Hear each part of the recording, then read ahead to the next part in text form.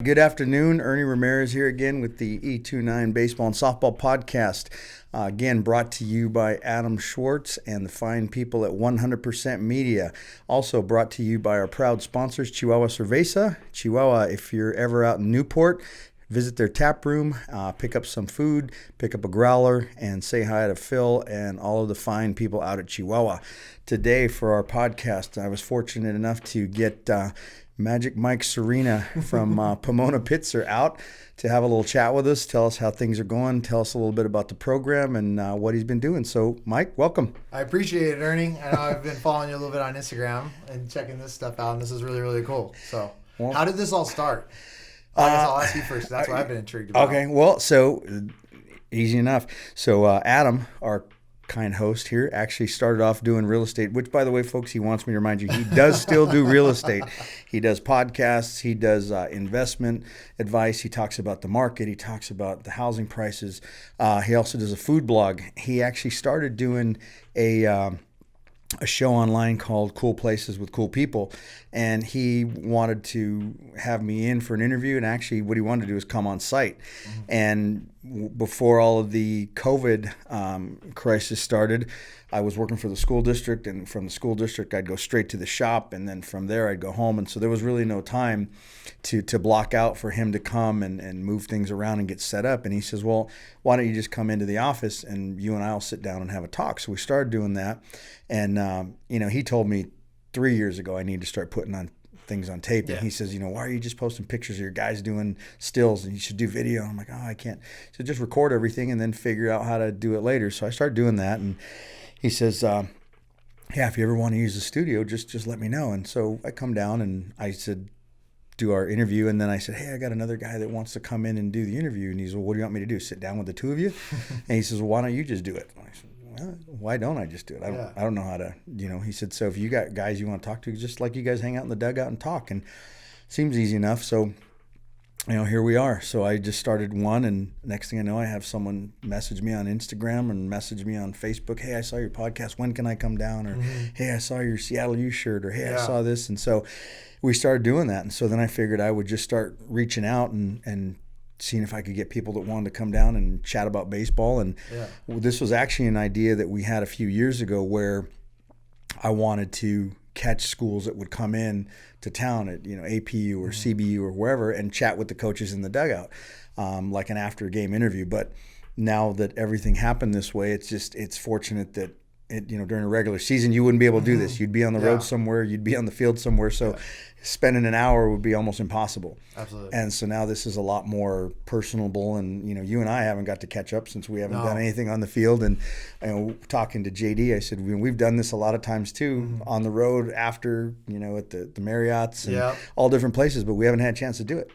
And so now I get to have you guys in, and we get these long convos. And when things get back to normal and you're busy on the field and I'm busy, how often is it going to be that we can sit down and do this? No, never. I mean, we get the in-between sessions when we're working Baseball Factory for the quick bite in 30 minutes, maybe afterwards on the way to the parking lot. That's really about it. Once a month. Yeah, and if we have time afterwards to maybe sit down and have a meal together. But, I looked at it as a couple of things. One, it's good for me to be able to get with all you guys, because that's the part we all enjoy about the coaching. And, I get to hopefully put you out on the social media, and you get to talk about your program. And one of the things that I really want to do with this program is make you more approachable to players. As a high school player, when we thought about talking to a college coach, there was that intimidation factor because they don't see us sometimes as regular baseball guys, or you forget that, hey, he was where I was sometimes. When we talk to kids at these showcases, it's hard for them to approach us. And now they see you talking to me and they go, wow, he's at Pomona. I'm interested in that school. And he looks like a guy that I could just call up and ask about the program. And everybody that we have, and all the same guys that I do, we're all approachable guys, we're all friendly baseball guys, and there isn't one of us that wouldn't take a call from a player just to answer a question about baseball, because we were all there, and we all have that heart to help someone move up the ladder. So that's just kind of the purpose of it. And, again, it's just an easy way for me to chat with all my buddies. And Yeah, no, I love it. I think it's an awesome idea. And I mean, this is the first time I've been on something like this, so I appreciate you having me on. This is pretty cool. No, I mean, we've talked, and you've got a lot of good things to say, and I've watched you with players, and so I think you'd have something to put out for the kids. So let's start real simple. Tell me a little bit about your baseball journey. So you can go back as far as you want. If you want to go to Little League or my first T-ball game. I think kind of important just in my journey in general was when I was growing up, I was always pushed to just have an experience by my parents. We never ever felt, my brother or I, growing up, that we ever had to specialize in one sport. I think especially today, we're seeing a lot of kids that feel like they need to specialize in one sport because you think that's how you necessarily need to get to wherever you want to go, and you need to kind of pinpoint and really narrow your vision. But I was lucky that maybe it was because we didn't know. The showcase circuit in my world and where we kind of grew up wasn't big. It could have been huge. Mm-hmm. Don't get me wrong. I did the travel ball until I was 13. I played with the El Monte Dukes until I was about 15. And travel ball kind of stopped. And then I played American Legion with the high school program. But then along the way, I played club soccer during high school baseball seasons. I played high school football. So I was a 3-sport athlete. When I got into my senior year, I kind of started noticing that, hey, man, maybe I haven't had the exposure I wish I would have had. Didn't really place blame on anything. It was just, let's take an opportunity this winter. Let's my dad and I talked, and my mom, and let's go ahead and let's get out in front of people. Playing soccer, I played, which used to be at the time the highest level of club, which was Premier, and now they have academy and some of the other type of things. So I was on a team that was, I believe, at one point in time 5th in the country, and then I started getting lightly recruited by some Division I schools, trying to feel out interest because I didn't play club a whole lot, and then I started to, and I was a goalie, and I kind of just stopped, and I was like, this isn't really what I want to do. I'd rather go play, and I know this isn't supposed to sound the way it's supposed to sound, but I'd rather go play junior college baseball than Division I soccer. That was where the heart was pushing me. Sure. So I decided, I'm like, this winter, I'm not going to play high school soccer. I'm going to stop playing club, and I'm going to go out and I'm going to try to go to as many college camps as possible. Last game, we're playing Mission Viejo. I'm going to play defensive end, come around the edge on a pass rush, tear and flip my meniscus, have to have surgery. So didn't get to go to anything anyways, which was a bummer. So ended up going to Chaffee Junior College after I had a nice senior year. We ended up going to semifinals of Division I, which was a great experience. 2 guys drafted in the top 15 rounds on our high school team. Javi Ochoa, one of our guys at Factory, one of my best friends, was on that team, and it was fantastic. So went to junior college, played there for 2 years, transferred to University of Laverne, lucky enough to get my AA degree, played there for 2 years, played at University of Laverne for 2 years, all conference both years, all region 1 year, and then I was fortunate enough to sign with the Tijuana Cimarrones out of the Golden Baseball League, which was probably about 3 weeks after graduation. I was lucky enough that the manager of that team played for Coach Winterburn at Azusa Pacific. So there was a connection. And so got a call from a mentor of mine, Pat McGee, who's coach at PCC. And it was like, hey, you might have an opportunity here. This is, you need to fill this out, or feel it out, not fill it out, but fill this out, give this guy a call. I don't know what's exactly going on. So I ended up learning that one of their catchers, they didn't necessarily have the paperwork to be able to go to Canada. So I got lucky by default that their catcher couldn't go, and they needed a guy. So I essentially, through the process, thought I was getting signed to the Yuma Scorpions. I'm across the street in an abandoned scissor parking lot from Azusa Pacific. Mom and dad are dropping me off the whole entire time. Think I'm going with the Yuma Scorpions to Canada. And so my mom ends up talking to the coach who's driving the vans. There's no bus driver. There's no plane. We're hopping in vans. She goes, well, the schedule didn't make sense. Like, no, ma'am, we're the Tijuana Cimarrones. I got a nice look because mom was heck bent on not letting me go play in Mexico. Mm-hmm. And then I hopped in a van, and away we went to Chico, where we had to pick up new uniforms because the old uniforms, the bases, the balls, the bats, the hats, everything was repossessed because of stop payments in Tijuana. So we got old Armada jerseys. I think we had maroon jerseys, black numbers, black hats, yellow and green tee with a navy blue stripe down gray pants and navy blue socks. And we looked like a hodgepodge mess. And we went and got fortunate enough. That was my first year playing pro ball. So did that, played in the American Association League the next year, Fort Worth Cats. Got released out of Washington, Pennsylvania in the Frontier League. And then I came back, and I think I got a call one night at about 11 o'clock at night, and it was an individual who was calling to see if I wanted to go play in Texas. And I didn't answer the call. And it was a weird time, especially in that. And I think this, I mean, you know my family story, you know my father's story. So just quick, we're coming up on the 9-year anniversary on May 21st, 2011. I got released 2 days before by the Yuma Scorpions in spring training, and the world didn't make sense. I mean, I didn't understand after 1 day of spring training, after going 1 for 2 in an inter squad and throwing a guy out, I just didn't really understand why I was going home. So 2 days later at 3:15 in the morning, my dad was getting up, what she thought was getting ready for work. And he had a fall down the stairs when he lost balance. He got lightheaded at the top. You know how you get up too fast and you get blurred vision, you lose your balance. And he fell down our stairs at home. So, you know, we spent 3 months at Casa Colina Hospital as my dad was then characterized as a C3 through C5 quadriplegic, not knowing if he was ever going to walk again or move his arms, to that fact. We were often told, like, you know, the shoulders are going to be all that he's going to have. Wheelchair by breath is going to be a primary option you guys are going to have to look through and look into. So during that time, you know, I went and played in Fort Worth, and my mom sat there and she cried. She said, you can't leave. You got to stay. You can't go. I need you here. So I said, okay, Mom, I'm done. No matter who calls, I'm done. Fort Worth called earlier that day. I said, I'll just let him know I'm not going to come, but I'm going to call tomorrow. For some reason, I'm like, I'm going to call tomorrow. So wake up the next morning and Mom goes, I don't think that we will be able to live with ourselves by having to keep this secret from your dad. You have to go. So probably the hardest thing, because I mean, like, how am I going to be able to tell my dad, like, yeah, the reason why I stayed is because we wanted to stay here. I wanted to stay here with you and make sure everything's good. And I don't know if you've really got a chance to meet my dad much in depth, but my dad's a super prideful guy that really has really supported my brother and I in every endeavor and everything we've ever done. And to hear that we would have made that decision based off of him probably would have crushed him. Right. So decided to go. Hardest last 2 months of the back half of the season. I mean, I cried a lot of nights on the phone with my mom, just hearing what was going on at home. So I came home and I worked out, and then, you know, everything happens. I get released again, and I wake up to a phone call, and I'm like, you know what? I'm done. I'm done with it. I'm ready for something bigger.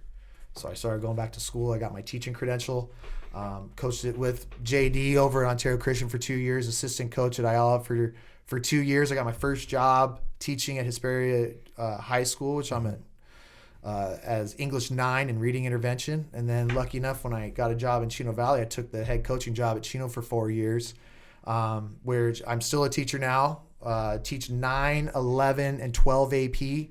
And then as soon as I teach 0 through 4. So I get there at 6:30 class. I get there at 6 o'clock. I get done at about noon, about when lunch hits. But, you know, I just have it in the front half of the day. And then I head over to the college, and I get the opportunity to kind of have two worlds that are real fun and so different.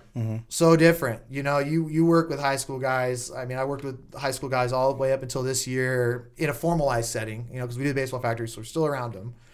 And, you know, you get these kids that sometimes have big problems going on at home, or they don't have any problems going on at home, and they're looking for a coach's guidance, but not a parent. You know, or they don't need either, and they're just looking for somebody to teach them how to play the game. And then you go over to the college where they're talking at Pomona or Pitzer College, Pomona Pitzer Athletics.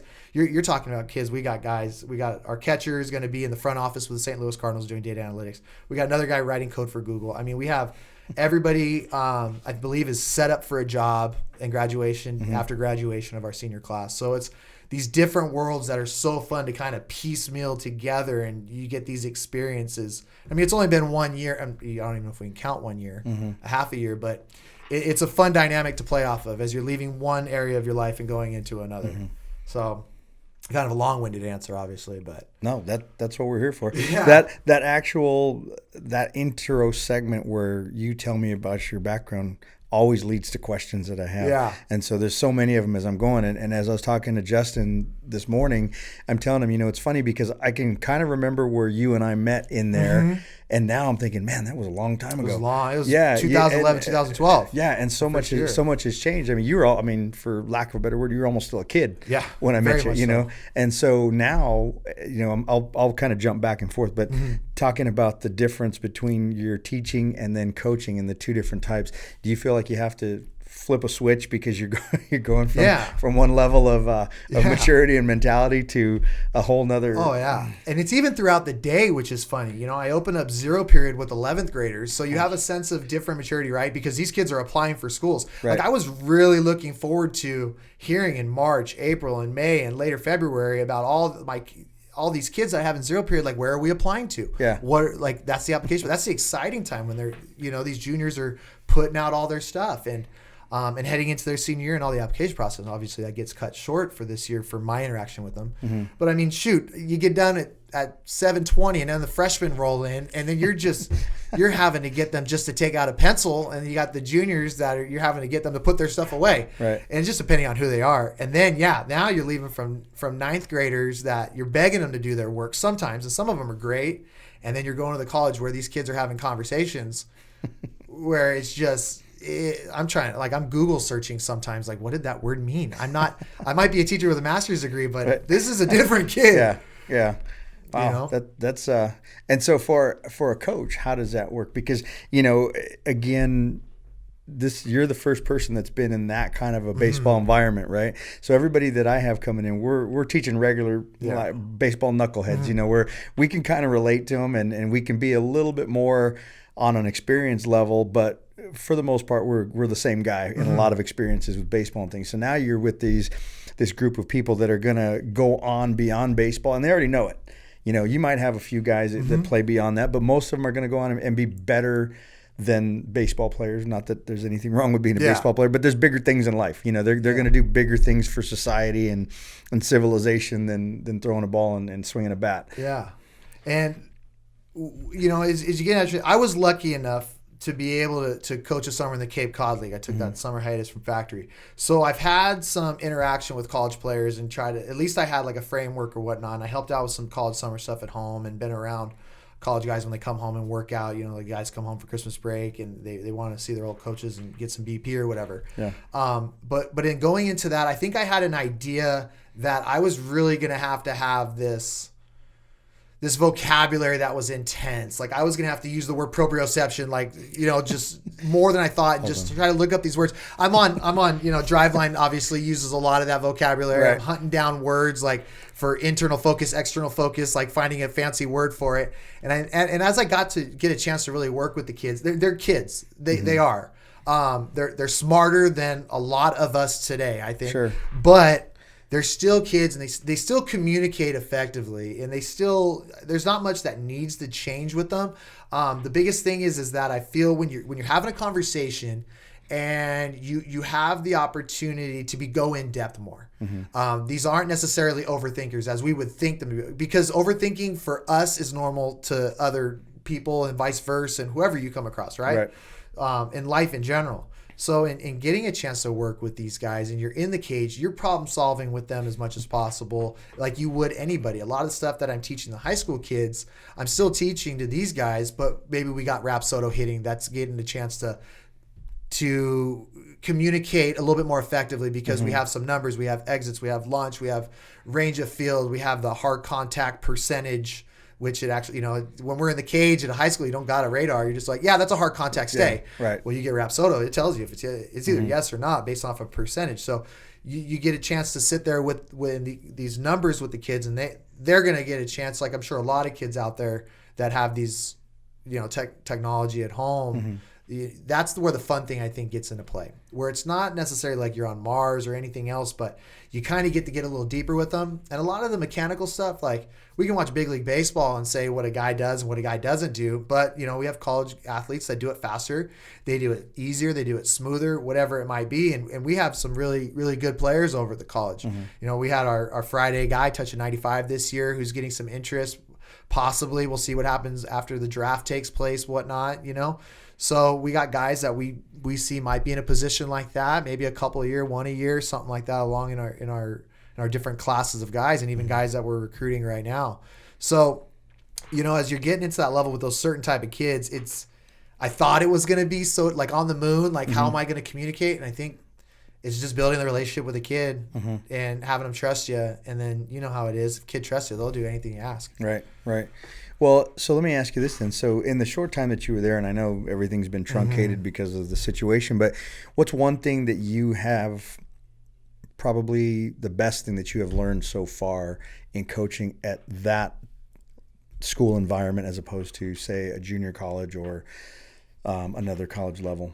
So, and not really, getting a chance to get out like at the junior college level or D2s or anything like that and seeing what they do, not only speaking what I've been able to see is that, when we're going out, especially looking at players, there's a certain demographic of player that we're looking at, and you're taking a look at the overall percentage of students that can actually get into Pomona College or into Pitzer College. Now you have to take that percentage of students that can actually get into the university, and then you got to find good athletes and ball players. Yeah. I mean, our mission is we're going out to try to get the best guy possible. Right. If it's like one of those things I didn't really understand when I was a high school coach, somebody was like, I think this guy would be really good for you. I'm like, well, I want a guy that's going to be good for Harvard. That's going to be good for Yale. It's going to be good for Dartmouth. Stanford, we want to push guys to be able to get the best guy in as possible and see what our university has to offer.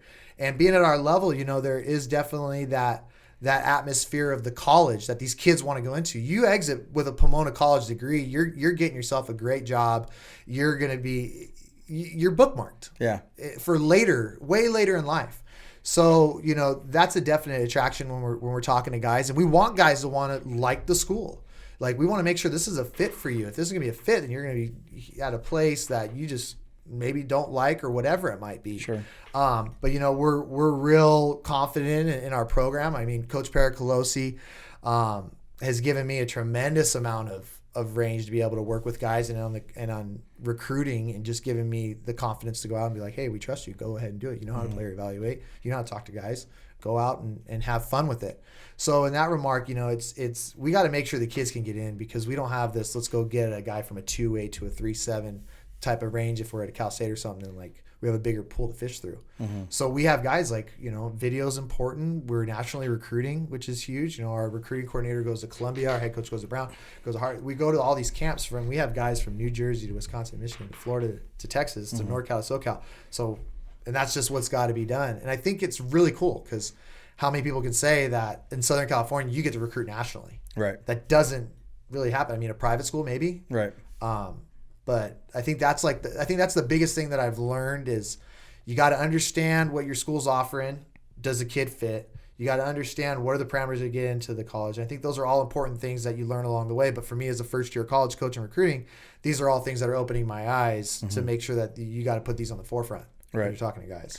Well, it's interesting you mentioned that, because I've learned stuff from talking to guys like you and JD and JR and all these other guys that have been involved in that on a different end. And so I remember one of our trips that we used to make was up to Willamette. And I got to talk a few times with Aaron up there. And I'd been sending him videos. This is 7-8 years ago. I was sending him videos of different guys from the area and different guys from different events. And finally he just calls me up. I'm like, that's weird. I pick it up and he says, hey, I appreciate all the videos. I love that you're helping me out. But what I do is, he goes, I can't even look at them. And I said, what are you talking about? He says, well, because I don't want to fall in love with a player, because they all have to go through admissions. And he says, a lot of the emails and a lot of the videos I get from people across the country, they never get past there, and I never get to see them on the field. And he says, so for us, it's a little bit of a different way to recruit, because our requirements, our rules, our structure, and the things that we have to go through to get them on there. And so now you're kind of in that same situation where you're not really as open to a lot of players, and they've earned that, by their academic standards and by their work ethic. Those players have set themselves apart because, like you said, they're earmarked for something different beyond high school or beyond college, and they're in a little bit different category of players. So is there a specific place, or is there a source that you maybe use more than others for a Division III school like that? Not necessarily. I mean, we do utilize like the different platforms, obviously through PBR, NCSA, and Baseball Factory, and Perfect Game, and I think like we're just trying to find anything that gives us useful information. I mean, I know like for me, we're familiar with the Baseball Factory site. Like there's a lot of communication. Like that's a familiar platform for me. So I know the way that the events work and how they, monthly, and then how long the videos take to get up, and then how long that information gets to be transferred. So I can kind of stalk that a little bit more without wasting time. So I can go on that. I know every so many weeks, there's going to be a new crop of kids. So when I'm going on to look at we're on 2021s now. So if I'm going to punch in 2021s. I'm going to put in an academic profile that I know will fit us, or potentially fit us, I should say, because sometimes the kids haven't taken the ACTs or the SATs. Maybe all they have is a GPA. So at least it gives me something that I can be able to look at tangibly, which is great because that they have that. It's kind of a baseball factory plug, I guess you can say right now. But they have that search engine that you can utilize. So I utilize that. So then as we get kids, and I think sometimes the parents, we get questions like, do colleges actually get our emails? And when we upload a questionnaire, do they get it? I'm like, everyone, I get it on my email, So, and then what happens when that kid comes in, they attach a video, and then now that's just YouTube. So now it's, all right, let's just find any platform that can give us more information about them, whether it's PBR or NCAA, like whatever these engines are. What can I pull out? Then, you get on Perfect Game, and then you can be able to look in, as long as you have the login, you can check out the academic profile and those sort of things with it too. College interests. That's a great one for us because, it gets a chance to know where the kid's head is. Yeah. Like what is he interested in before I get a chance to talk to him. So really, I don't think that there's maybe just one, but I probably use some more than others just because of familiarity within it. I was actually thinking more that question for kids that might be watching. And so one of the things that we talked about earlier, one of my goals for this show was that coaches could come in and tell more about their program, because now, because you have so many different avenues, that the way you're looking at kids from across the country, kids from the country are looking at you. And so they can go online, they can look at your bio, they can look at Pomona Pitzer online, they can look at game video, you can find anything just about anywhere. So again, as a player that's out of state, I maybe see this, I like the area, I like the school, I like the academics, I fit in, but I'm interested in baseball. So how do I find out? And there's only so much you can tell from a picture. Yeah.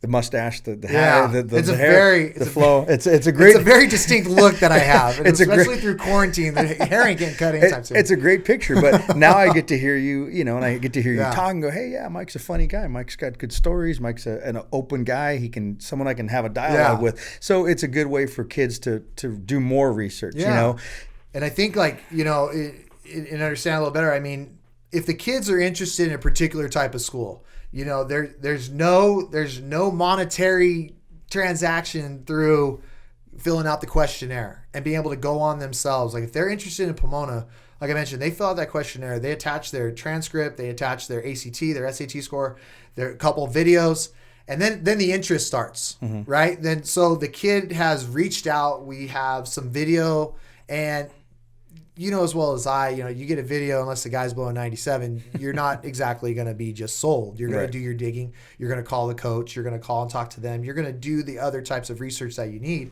But that initial appeal will at least be able to be pushed to the coaches, possibly or possibly not, depending on what the need is. Right. And you know how it is. It depends. Sometimes a kid's a really good player, but if you don't need that in your class or you already have it filled, it's nothing personal to that I don't like. It's just we already got it. Right. Well, and oftentimes too, you're actually doing a service for that player. Yeah. Because every coach would like to have as many quality players on there, but realistically, there's not enough playing time for everyone to go around, and there's not enough room for you to get time to develop into the player you need to be. So a lot of times players may look at that as a slap in the face, but realistically, I'm doing you a favor as a coach because you can go on and do what you need to do. Absolutely. And not spend time here or come here for a semester and realize this isn't the place to be. Absolutely. Going along that too, with the videos, do you prefer music in the background, or do you like guys weightlifting? Is that something that you? That's funny because obviously I listen to podcasts too, and this question gets dropped a lot. Baseball Factory events at the recruiting seminars, parents are asking what about the video? What else should we add? You have to be able to look at it and be proud that it looks like it's professionally done. You got Hell's Bells playing in the background. It's probably not the look you want to go for. On different videos that are made by accredited companies, they do have that light tone, that light music in the background that's not taken away from anything. And I mean, I'm good for that. If I'm I get in our office at the house, my wife and I share our office, doing my schoolwork for high school, and then I'm doing the different stuff. I mean, if I don't want to listen to music, I just mute it anyways. If I'm not in music, like I've heard the song from the certain company, I'm not going to listen to it. It's not a big deal. The weightlifting stuff, I mean, it comes a point where it's probably a little bit too much. You don't want to eyewash it too much. All right, I'm just but I mean, for me, I mean, you sometimes, you can tell by you set the video on a stand. Yeah. When I was coaching at the high school, one of our players' sister came out and had an iPhone, and she was able to cut and copy it through iMovie. Yeah. And it was a great video. You could tell they cared about it. They found the angles, whatever, didn't overplay with music. But I'm good without it. Sometimes at 6:30 in the morning, I don't want Tim's playing. I was just trying to help the kids out there. So again, kids, when he says light, he means like Kenny G. He means like Jeffrey Osborne. But he is a country fan. So if you want to do some BP with some Josh Abbott, Casey Donahue, or Garth Brooks, or George Strait, you want to put on that? I'll let it play out. He will stop that video and watch it all the way through. So just a little recruiting tip for you guys out there. So as far as right now, I know that there's really not much to do as far as interaction with the players beyond going through the videos and taking a look at their academics and background and things. Have you had a lot of conversations? Do you do those over the phone? Do you do a lot of FaceTime, Skype, Zoom? So it's getting to be kind of that point now where I think like we're starting to ramp that up a little bit more. So initially, if we see a kid at a certain event, we send out that initial email saying that there's interest involved, and we'd like you to go in and fill out our questionnaire to give more information about yourself and about your academics, or just anything that questionnaire is important to us. So we want to have that information. So once we get that and we get a chance to see, is the kid a fit or anything like that academically, all right, we like skill set because we've got a chance to see him previously, or maybe we had the video sent to us, and now we're starting to do those calls. Our recruiting coordinator, Zach Hubbard, does a great job in really staying in communication with guys, and he's been there for 4+ years now, so he really knows the university extremely well. And then what we're starting to do now is with certain guys, we're starting to ramp up Zoom meetings. So we get the coaching staff on, which is I think is fantastic. So you get a chance to get all of us in there. So Coach Perry Colosi, Coach Chris Petrozzi, Coach Zach Hubbard, and myself, we're on the 4 or 5 picture screen, and we're talking with the kid, and I think it's really cool too. For the kids, I mean, I don't really know. I know everybody's saying technology is on the forefront for these kids, and I don't know how many Zoom meetings they've been on. Some of them look more relaxed than others, and you got the whole coaching staff on there. Yeah. But it's kind of it's important because we're showing the importance of you in doing something like this rather than just over the phone. So it's that sort of thing, and then obviously guys pop up. And then we're starting that process at a different point in time with another guy. And we're saying those first initial emails and conversations are being started with those kids, and then it leads to so forth and whatnot. And we're a different place too. So at Pomona and at Pitzer, we have early action. So which means there's 2 different points in the fall and into the winter where a kid can apply early action, and then you get 1 early action application to a university. If you get in, you're locked. So we get a chance to get guys in on early action if they're able to get in, and we feel like they're a strong candidate for the university, and are able to get through admissions in that process. So for us, you look at other Division IIIs that have a different timetable. In our conference, there's other schools that can get guys in all the way up until that May date.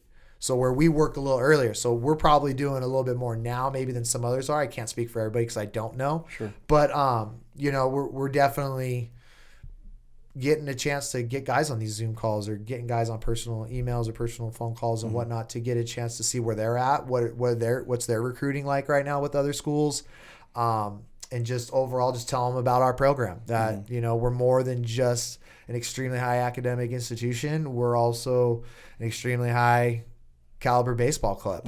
When we finished out the year, I mean, we were trending up. We were really playing good baseball, and our pitching staff and our bats were coming around extremely well, and guys were really starting to click. And so we share that with our guys. Like, we want baseball players. We want a guy that wants to come in and get dirty and play the game hard, as well as work hard off the field and get a chance to set themselves up for the rest of their life. And not every kid's like that. There are a lot of kids like that. So that's definitely like the balance that we got to figure out. Is baseball a big priority? Do you want to play summer league baseball when you're here? Our head coach does a great job placing guys. I mean, we had a guy that was getting ready to go be a temp in the Cape Cod League before everything got canceled. But that's what we're trying to figure out. Is this really, really important? And that's kind of the journey of the recruiting process with it as well.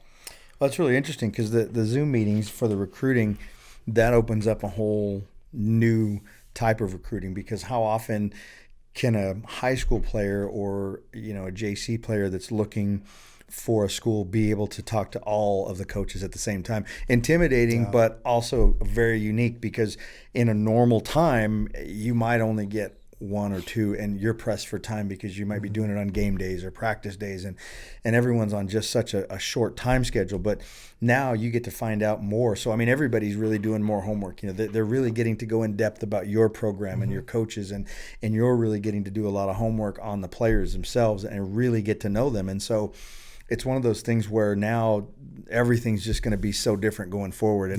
And for one of the questions that I've been asking everyone, because I'm curious, you're a smart guy, articulate, and education, and so I might not look at it from a visual standpoint, but I promise I got a master's degree. But that's a lot of respect. You and I joke around, and you're probably one of the more lighter guys. We start serious, and then it turns into just joking around. But from now being the situation the way it is, it's obvious that not anything that I can think of is going to be the same. Yeah. Even if it's a little different. So for baseball, even at the college level or even at the high school level, what is something that you think you would like to see change or improve going forward based on what has gone on with the situation?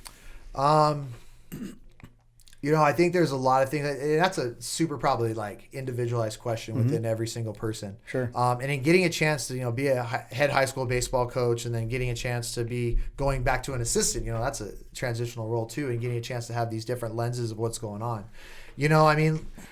From the recruiting aspect, it's definitely the kids got, the early bird's going to get the worm. Like the kids got to be able to put themselves out there, and it's got to be more, I think, just because I see it being in high school too as a teacher, and I have a lot of my good friends are high school coaches, like just not posting videos all the time on Twitter. You want to be able to make sure whatever you're putting out there is out there forever. And there's been guys, and everybody will tell you, the kid posts that one thing and it's just like, why did you do that? And you're like, it's out there forever. Like, this is not a good look for you. And you might not even be recruiting that kid, but you might like him. Right. And now you're posting, I've seen a couple of them. It's just like, that tells me a lot, unfortunately. And I think it really is going to make kids, especially with education, right? So we're in public education, and it's question mark if fall's going to happen or not, right? So we might be going back on Google Classroom. And the only reason I'm bringing this in is because I think it's relative to the point, is these kids are going to have, they're not going to have mom and dad all the time at home, because parents are going back to work. Right. And 2,500 people to 3,000, depending on what high school you're at, or 1,800 people at one given school, you can't get much overcrowd. You can't get much social distancing done. So you're going to say that we're going to be probably about as normal as we're going to be in terms of setting wise. So if these kids are going to be home and parents are going to be around, there's going to have to be a lot of self-monitoring. So what's the kid doing? Like, are they getting a chance? Are they even putting cement in buckets and doing squats? We see the different videos of our coaching friends that we know do filling the Home Depot buckets up. Right. But it's good. Like, go buy a kettlebell. Are you doing things to stay in shape? Shoot, our wrestling coach gave me a kettlebell so I can at least do something at the house after my runs, so I don't just get super flacco. But it's going to have to be that you can't, or you're going to no longer be able to just depend on other people calling and reaching out for you. You're going to have to stay ready, because the guy that can't hit you, the fungo, is going to be replaced by a wall possibly. Right. Or whatever it is. Or the tee that you can't afford is now a construction cone, which I hit one off of one when I was a kid. We had one at the house. And you're making possibly your soft toss net. I can't thank my dad enough growing up. We had a construction cone, a 2-liter bottle for the low and away pitch, a PVC pipe apparatus, and we got netting from the public golf course that was replacing their net. And so you're having these kids that just because there's no excuse anymore. You have to have it in your hands. So I think that's one of the things that's good, that's going to change. And I think it's going to separate individuals throughout all this. And, we'll see what happens with travel ball. It could just absolutely explode. The first tournament's going to be back out there, and then you have a given complex. There's going to be 100 teams there, which I'm not saying is a bad thing because they're just going to do what's going to be allowed, and that's just a personal preference, state by state, and whatever it must be. But the kids, as far as I think that, at least in this year, the state has put out educationally that there's, with leniency and grading and understanding that kids aren't all in the same boat. Well, how long are we going to be able to have that grading process? Right. Are we going to roll it back-to-back semesters, or is it going to come out in first semester that you're going to choose to go on pass, fail, or receive a letter grade? We're going to leave it up to you. Just no pass, fail. You're more towards the junior college route. And if you're going letter grade, you're looking at a 4-year route. You know what I mean? Like, I don't know. Yeah. We're going to wait and find out because every district's different.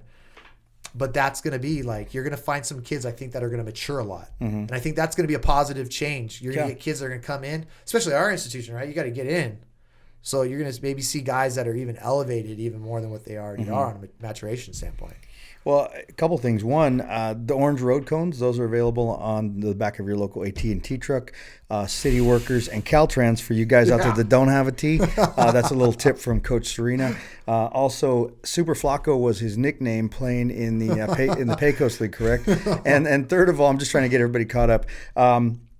I think that is going to create a lot of accountability because, you know, the kids that have been disciplined right now are probably still disciplined through all of this. They're doing their work, even if their grade changes, can't go up, whatever the situation. But I think the kids that were procrastinators are probably going to be procrastinators going on. Hopefully some of them see the message and go, wow, this might change. I think for high school kids that it's really good because knowing that going forward, there's a lot of universities that do a lot of their classes online. Yeah. I mean, they make a ton of money doing that. So if you're getting comfortable with that now as a high school student, it's a good dry run for you to learn how things are going to be in the near future. It's probably going to be that way in education here soon. We're going to have those hybrid courses. Yeah. I think the hybrid course is going to be a new, maybe not norm depending on who the teacher is, but it's going to be definitely way more normalized. Yeah. And even now the kids that when you talk about baseball or athletics, you know, we've supposed to be in the past couple of weeks at home, but when things start up, I think they're going to start up fast. You know, they're not going to give people, hey, 2 weeks to work out and then we're going to start our games. They're so far behind, and our culture and society is faster. Hey, the minute they give the green light, we're going to start playing games. Yep. And the kids that weren't doing anything or the kids that weren't practicing, it's going to be even farther behind for them. The ones that have been so-called staying ready, I think they're going to see that because we had started talking about before, there's so many different scenarios with public education right now or just the state itself, you know, and you start thinking about where can we cut budgets? Hey, umpires cost money, buses cost money, baseballs cost money, getting the fields prepped for freshman, JV, and varsity. Coaches at the lower levels, and then just the fundraising nature. You know, there's a lot of people out of work right now, and so how are we going to get the funds for that $500, $600 spirit pack? Those type of things might be maybe not necessarily a thing of the past, but they might be put off for a while, so everybody can kind of recoup and get back up to where they need to be. So, you know, as a high school player, you might get into a situation where we get back day one and the coach says, hey, I can only afford 2 coaches. They're going to be on varsity. I need to get my best 25 players, and those are the guys we're working with. And everyone else, you're going to have to try to stay ready. Go find a travel ball team. Go find a trainer. Keep working out. Yeah, we'll see you next year. You know, there's so many ifs. Yeah, and that's a tough thing, I think, for even me to swallow. You know, being at high school, and I've had this conversation with friends of mine. You know, it's the ever-growing travel ball debate. How beneficial is it to how negative can it be able to create? You know, even if, you know, you hear the stuff that, well, you know, Johnny was a starter on his travel ball team and he went 7 for 11 at the Triple Crown World Series. And why isn't he starting? You're like, well, the answer is because our third baseman's going to wherever. Right. But, you know, I think personally, like, that is a realistic thing because no football games are going to bring in none of that extra revenue for those specific things like buses and umpires and for every sport. Right. And, you know, I think for those of us, you know, you and I and other people, like, we got a chance to have some of the greatest memories at what was the highest level we ever got to play at. You know, high school baseball varsity, I have great memories from, you know, junior college and 4-year, and then even playing independent league baseball. You know, those are great memories. But not everybody gets a chance to have those memories. You know, Sure. the kid that might be the junior on JV, not saying that there's anything wrong with that. That might be the highlight memory that they have to hold on to. And so it's a realistic thing, what you're talking about. It might happen. And it saddens because it is for a lot of kids about getting as high as they can go and going to college and doing these things. But you know, and what you and I know as well as not a handful, but multiple kids, they knew they were going to be done in high school. Sure. And they just wanted to have their memory or something. And you don't get a chance to maybe have that. Sure. And who knows? Yeah. The fundraising thing, like how are you going to go to a local business and ask for a banner when they've been closed? Sure. Yeah. I mean, and there's just, you kind of go down that rabbit hole. We start talking about one thing and it opens up all these other conversations, and now thinking about that when you're talking about it, I'm looking at it. I've tried to, I'm not always the most positive guy, but I've always throughout this whole thing, other than the tragic part of the death and the illness and the businesses and things like that, having a business and then having a baseball training and having teams and things like that, I've always tried to look at it from the point of, hey, there's sometimes where things need to evolve and change, and sometimes you have the choice. Other times, if you keep passing up on that choice, that evolution and change will just be thrown in your lap and you have no choice. And so now I'm looking at this and thinking, hey, if I was one of those kids that had my junior year taken away, I'm going to be twice as dedicated to make sure it doesn't get taken away this next time. Because if we're only offering that opportunity to 20 or 25 kids, I'm going to be one of those 20 or 25.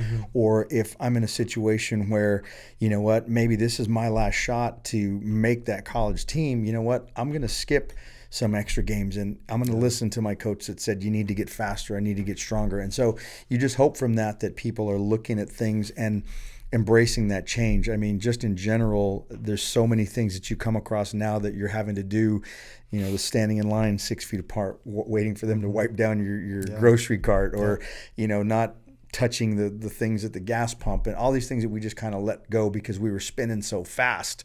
Now, all of a sudden, it's made everybody slow down, even to where you're at. The kids are really have no other choice but to really research the schools. Is that really a good fit for me? And as a coach, you're having to be really diligent on those kids because now I have time. There shouldn't be any, I really missed on this guy. I brought him in and he didn't pan out for us. You've had a chance to look and research and do homework, and they've had to do the same for you. And I'm hoping that people just in general, in all walks of life, take that and go, you know what, this is a good time for me to do this. And I think that'd be great. Yeah. And I mean, I think you said it all just to the T. There's not really what else do we have? There's really no other option, I mean, you and I probably really cut from the same cloth, where if we're not doing something, there's what opportunity did I miss? I think that's the way that you and I I could go down a laundry list of individuals that are like us that we know and we respect.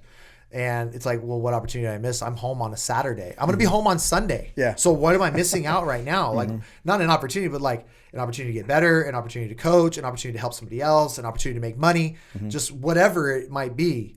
And so now it's like, where do I go next? Like I've hated running. Now I run 3 miles a day. Why? Well, it's either that or sit on the couch. The excuse of time is no longer valid. Everyone has that. And looking at things now with players, I'm trying to get them, the ones that we work with, to understand that this is a really good way for you to realize, for them anyway, keeping the illness part of it out of it. Of course, nothing's granted. Nothing's guaranteed. And while it is tough that I didn't get my senior season, I didn't get this, I didn't get that, I might have another opportunity. I might have another tryout. I might have another job opportunity. And I can make the most of this, or I can sit back and go, well, woe is me, I didn't get this chance. And that's where I think the kids are really going to benefit that go through this. Or maybe the kids that were having to learn in your class, they weren't really good at Zoom meetings, or they weren't really good at doing online work and getting back and forth with you. They're having to learn that. And it's funny too, and I've had this conversation with some teachers, it's really funny to see some kids you thought wouldn't, like, excel. Like they did the extra credit. they haven't missed one. Like, I don't know where they're getting all these answers from. Like, somebody could be helping them, but they've never asked for help. So maybe they are asking for help, whether it's a brother or their parent. I don't know. But you're like, it's cool to see that some kids are. At least it's a use of time. Something. They're just not letting it go. I mean, and for that, that's a positive. And for the recruiting and the college part of it too, with the baseball, some of the kids might have to see that, you know what, there's another way to learn. Yeah. And now that coach has been telling me, hey, we're getting together once a week, or you talk to a player at school and you look, you know, you're a couple good swings away from cracking the lineup. Go home and work on this. Go home and work on that. And maybe they didn't.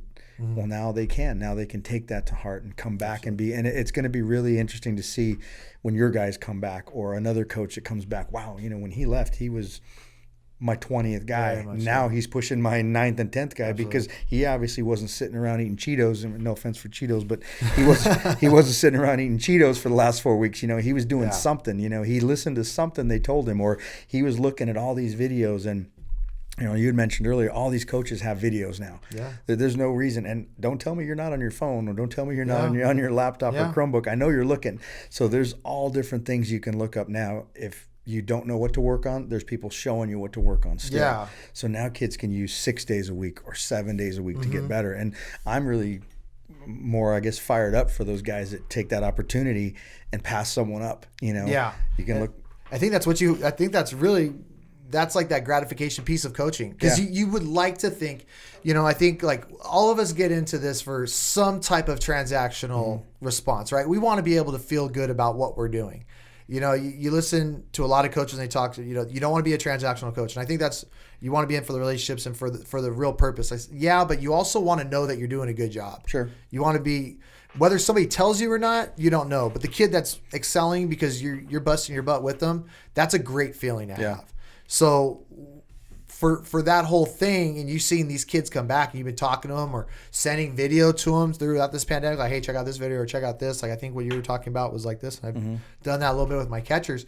You know, check this out. This is something that you can keep progressing on.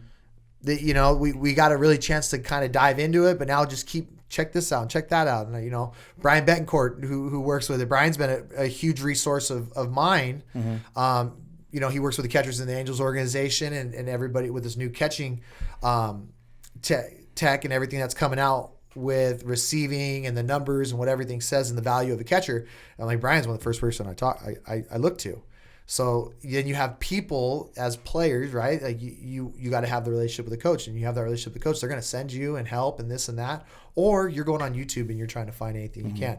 You know, as a catching coach, if you got a catcher, like, hey, go watch Mitch Garver and go watch, you know, Salvi do what they, you know, all their videos are up there and they're broken down, and you get that chance to be on your phone. And then what drills are they doing? Then you pop in the back and you have the wall, you throw it off the wall and you work on whatever.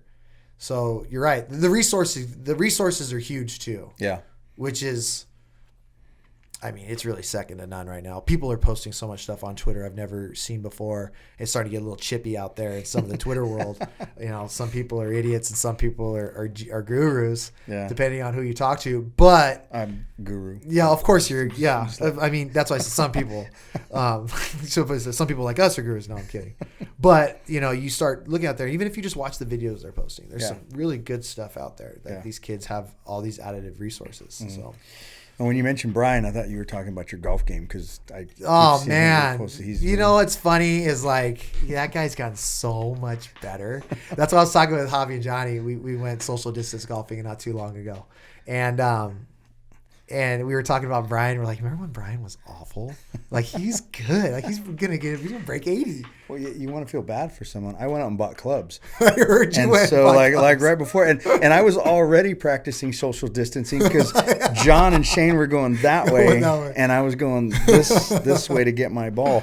And so, you know, I haven't had a chance to get back out, and I had just about mastered Johnny's Cottonwood in one time. You know, we'd gotten through 7, and then they shut it down. Yeah, you know, that's going to be one of those. I remember when. Yeah, John and I were on the 7th of the 9th hole, and they're like, "Hey, shut it down." That's what he said. Yeah, and I mean, I've got a chance to go out once. It's like sometimes, I mean, I don't know about everybody else, but sometimes I get out and I feel guilty I'm out.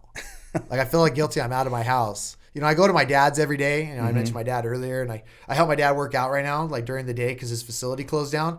But it's like, other than that, I go home, and then it's like, okay, it's been a couple of weeks. I'm gonna go golf. Like, my brother and I are gonna go golf on Monday, and then we're like, all right. I told Johnny I was like the priest on Caddyshack. This is the best round of my life. How would the good Lord ever take away? And they shut me down. I didn't even get to finish it.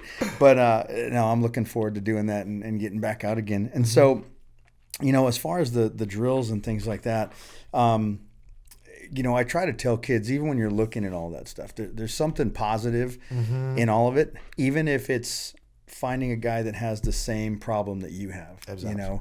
and then there's some things that are advanced and everything's broken down differently for you, but any type of repetitions isn't going to hurt. Absolutely. It's not going to make you any worse. Yeah. So even if you don't understand the drill, even if you're not doing it completely right, just the fact that I'm trying a different drill or I'm working on something different might lead me to an understanding of something that we've been working on until we get back. And it's just, there's so many things out there now. And when I was talking to Sam earlier, we were talking about how, access to that type of stuff, if we'd have had that 10 years ago or 20 years ago, and how much that would have changed, and how, we always look at that guy that, man, look at how he's big, he's strong arm, but he didn't like to work. Yep. Man, if I only had half of that guy's, so I'm hoping that changes with a lot of guys. And, I'm really hoping that when things get back, this time off has created that hunger for a lot of players, because Absolutely. Now they realize, hey, it can get taken away from me just like that. It's only been said, but now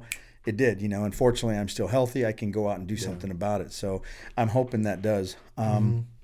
So for you, again, at the level that you're at with Pomona, what type of message would you like to give to any players out there that might be looking at your program? If you could kind of give them just hey, you stumbled onto this video, if you're interested in our school, here's what we have to offer.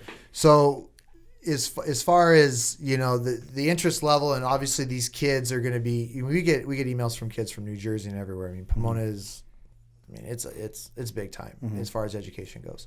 So for the kids that are out there that are interested in it, there's nothing wrong with, if you go on our site, we have our email addresses there as a coaching staff. We have the recruit questionnaire, and go ahead and send that email. For a generation that is so comfortable being online and the likes on Twitter and the comments and being able to post and stuff, be okay to have that comfortability, even though college coaches are human just like the rest of us.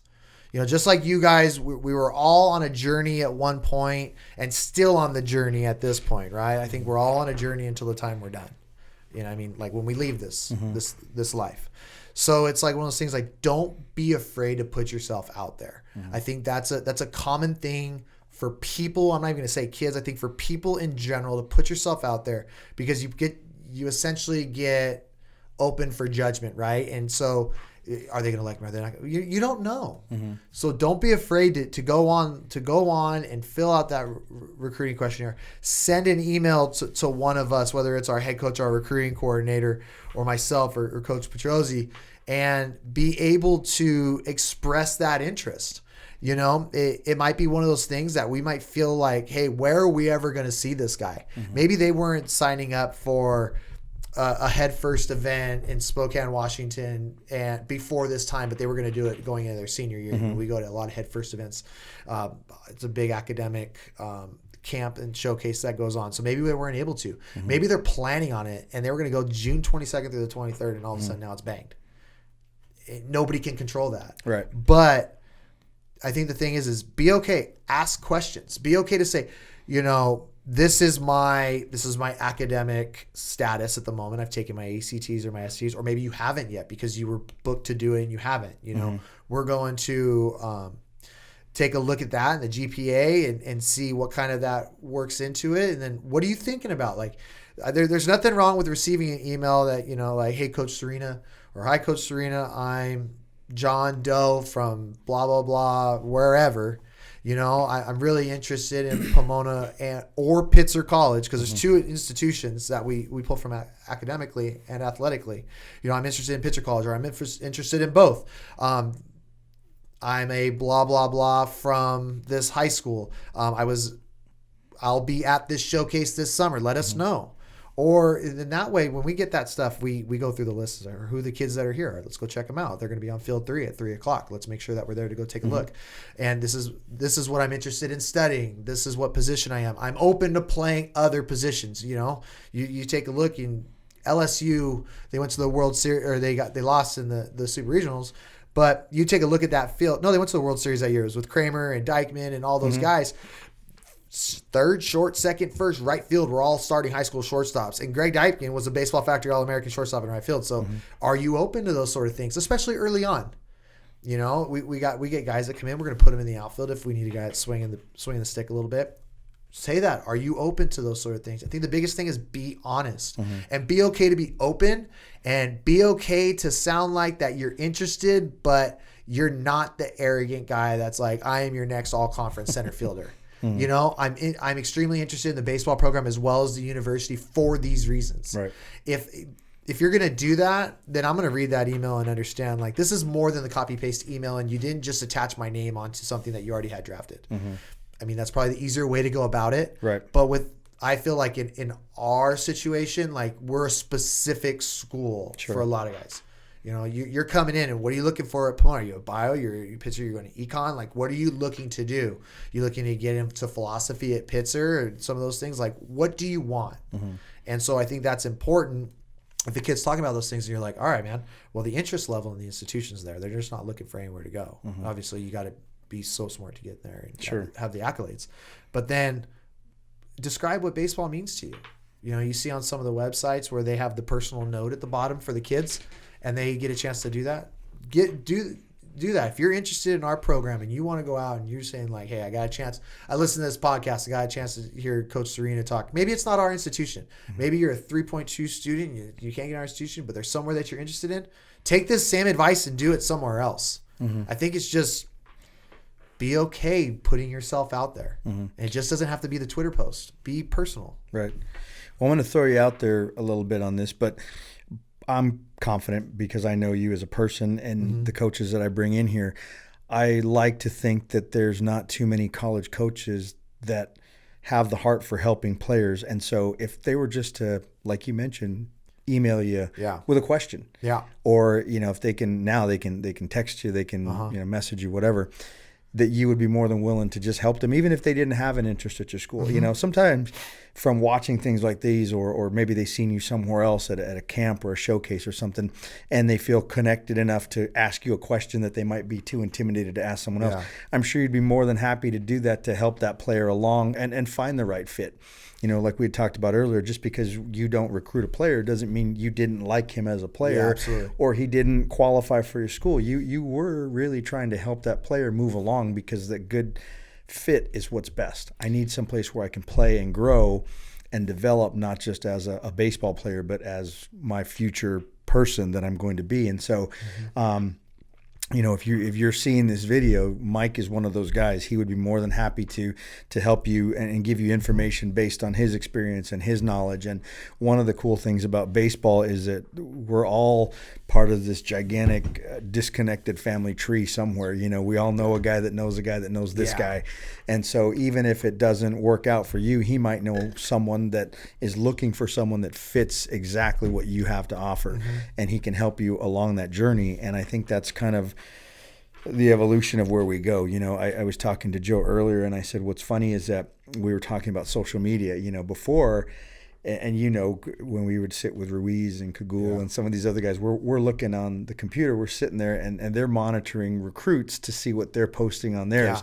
Well, now it's kind of flipped, because those kids can monitor us and see what they've posted, because everyone's out there now. And even if you think it's just your network of friends, you might be connected, and the kids go, hey, is that Coach Mikey? Wow, he's really chewing up that turf with his golf game. Or, whatever it is, so you have to be careful. And so now your credibility has to be where it should be. And so it's kind of an equal field.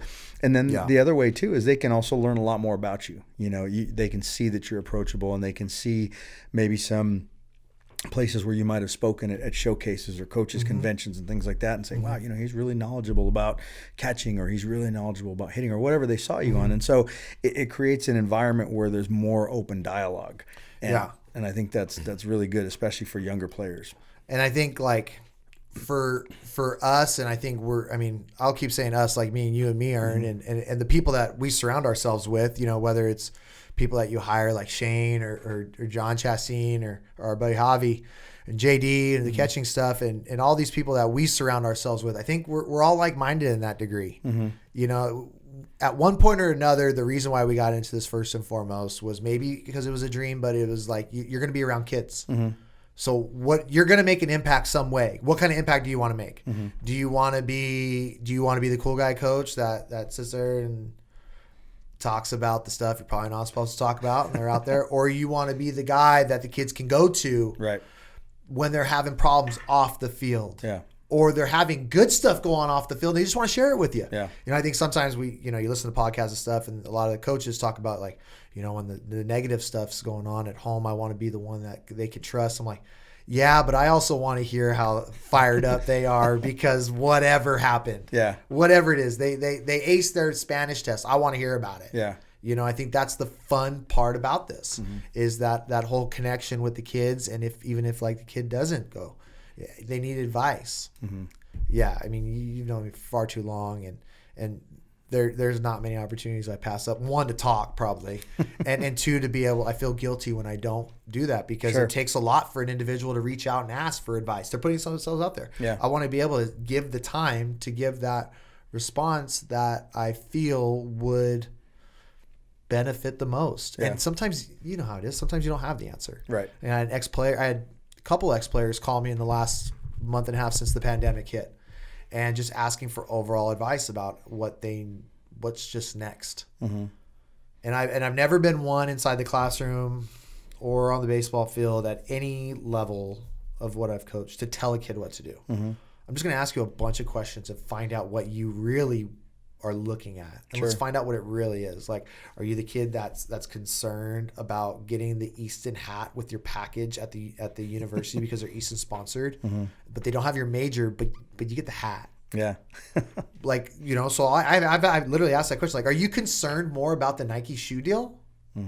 Because you can post your player package? Like, what's your concern? Like, what are you concerned with? And if that's your concern, then you have your answer. Right. So I think it's one of those things, and we get a chance to do that. I think it's a lot more beneficial for you as an individual helping them because you're exposing their realities. Yeah. Whether it's good or bad, you're exposing their realities, and I think that's the positive thing, that they get a chance to step back. And you're asking these sometimes tough questions. Yeah. Are you okay leaving home? Are you going to be okay? Is your mom going to be okay?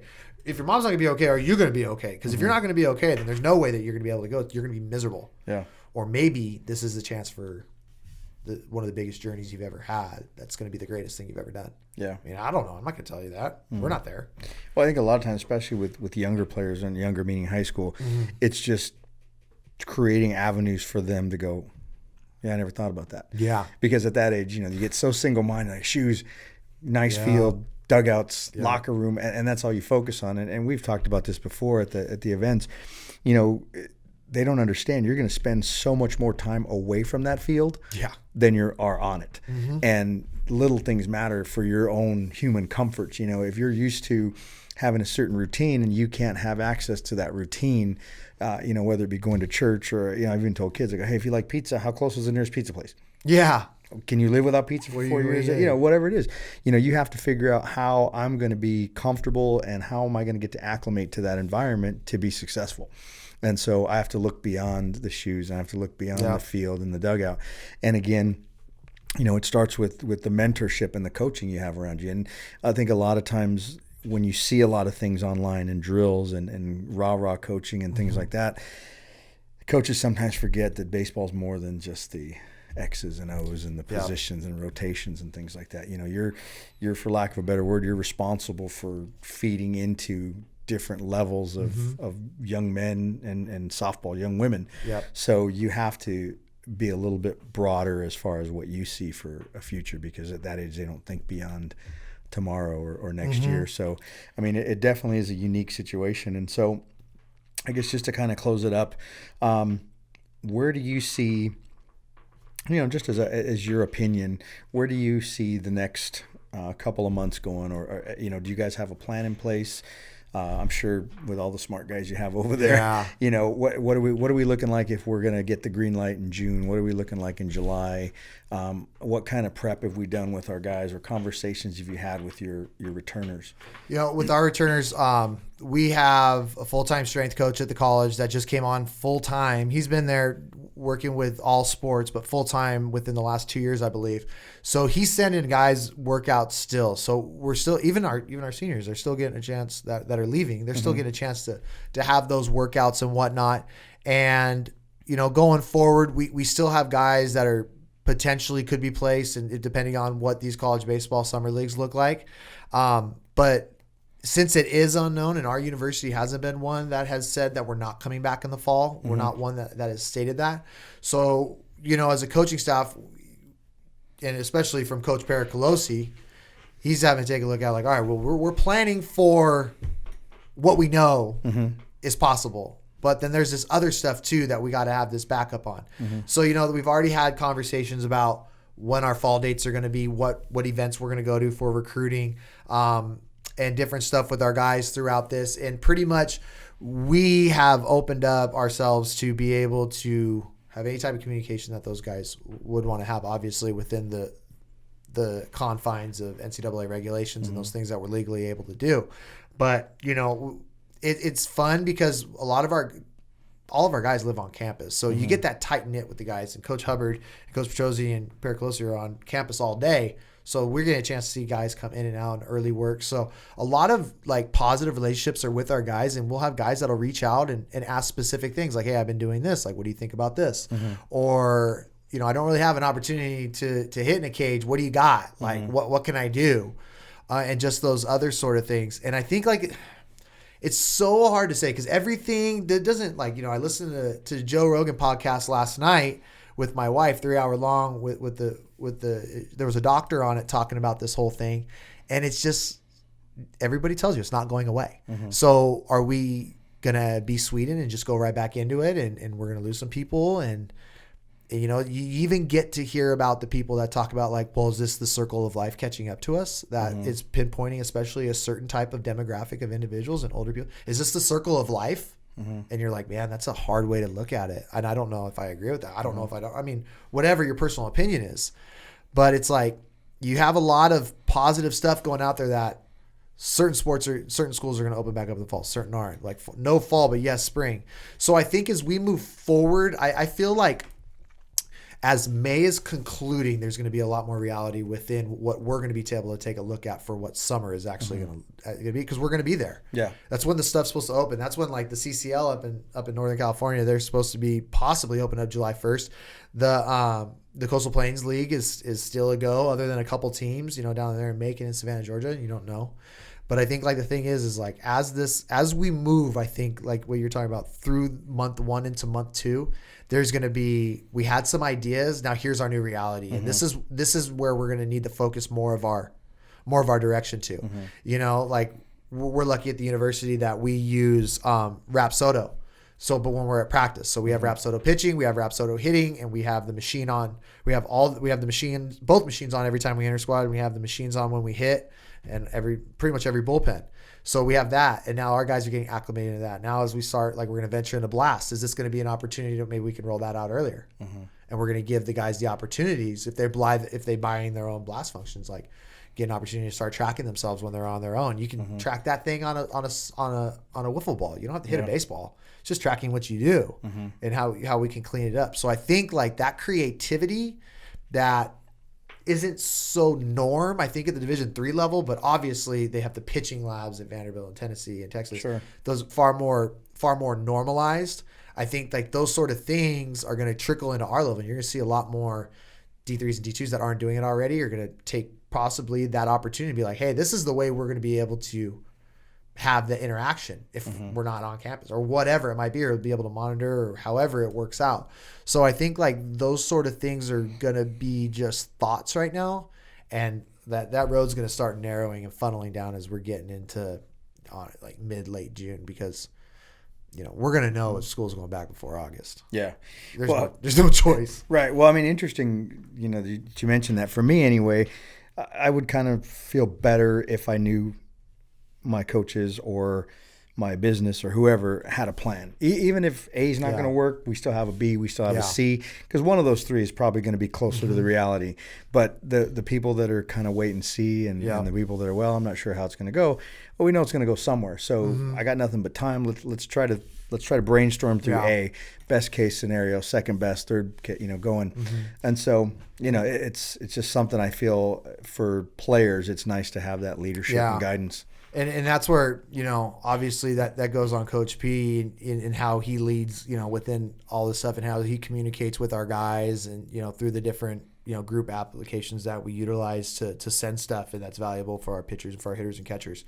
And it's like you got these three plans, you have these plans. It's like, all right, now as this is the one that we're on, but it doesn't mean we're not developing these other ones, like you're saying.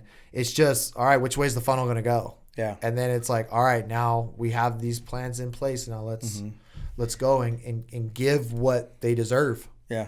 It kind of creates a new strategy for coaching because there's 500 other coaches out there that are having to create their own plans based on what they have access to on the field, based on where their players are coming from, or based on our travel situation and things like that. And so it kind of cleans the table from your traditional repetitions and practice and things like that, because now we have to be more efficient in our training. We might not get as much time. We might not have things to work with that we did in the past. And so how are we as communicating, or how are we on Zoom, or how are we on, relaying that how can we set the system up for our players to be successful when we don't have this? So I think that part of it for me is a little bit more interesting, because I want to see how all these coaches adapt when you're taken out of your comfort zone. Yeah. Because as a coach, traditionally, a lot of times you push players by taking them out. Well, now it's on the coaches again. So we kind of have to be players again and learn how to overcome and persevere through things. So I think it's going to be fun, though. Yeah. There's no choice but to look at it positively. Yeah.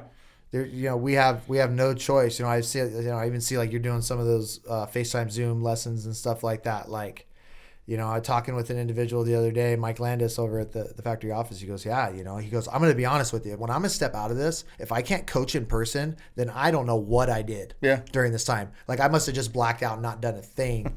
Because if I can't figure out how to communicate through this little square and get a kid better, then I'm going to be that much better when I get back. Yeah. Right. So I think that creativity from us is going to be huge too along this way.